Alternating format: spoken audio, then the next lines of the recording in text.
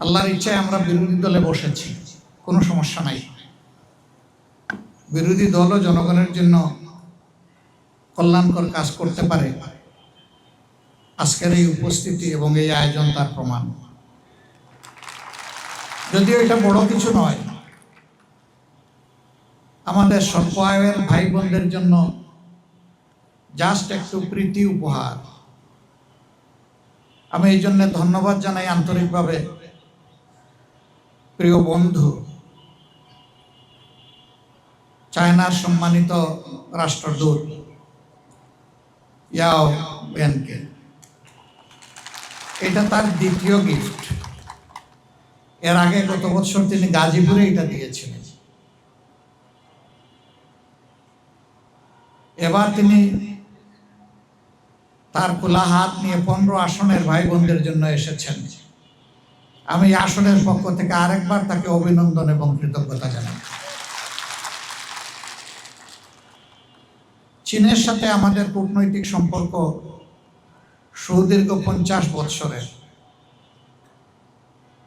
1976 সালে চীন বাংলাদেশকে আনুষ্ঠানিক স্বীকৃতি দেয় এবং তখন থেকে শুরু করে চীন বাংলাদেশের অন্যতম বৃহৎ আন্তরিক পার্টনার, উন্নয়ন অংশীদার।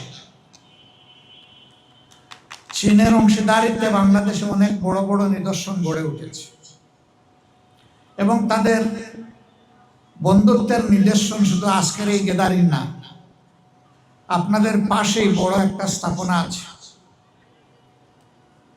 চীন বাংলাদেশ মৈত্রী সম্মেলন কেন্দ্র।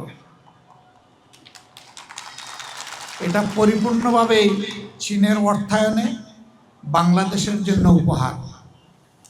এখানে বাংলাদেশের একটি টাকাও নাই, পুরাটাই চীনের উপহার। কিন্তু বিগত ফ্যাসিস্ট আমলে আমাদের এই বন্ধুত্বের নিদর্শনটা হাইজ্যাক হয়ে গিয়েছিল। তারা এই হলটার নাম পাল্টিয়ে তাদের বাপের নাম এখানে লিখে দিয়েছিল। এটি চরম অকৃতজ্ঞতা। এটা হতে পারে না। একটা দেশ ভালোবাসার জায়গা থেকে আমাদেরকে উপহার দিয়েছে, আর তাদের নাম নিশানাই মিটিয়ে দেওয়া হলো।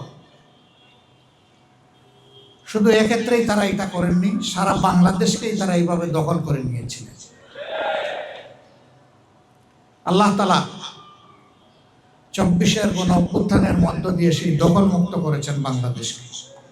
মহান আল্লাহ শুকরিয়া আদায় করি। আর যাদের ত্যাগ এবং কোরবানির বিনিময়ে দখল মুক্ত হয়েছে তাদের প্রতি শ্রদ্ধা জ্ঞাপন করি। যারা নিহত হয়েছে আল্লাহ তাদেরকে শহীদ হিসাবে কবুল করুন। আহত অঙ্গুত্ব বরণ যারা করেছে আল্লাহ তাদেরকে সুস্থ করে দিন।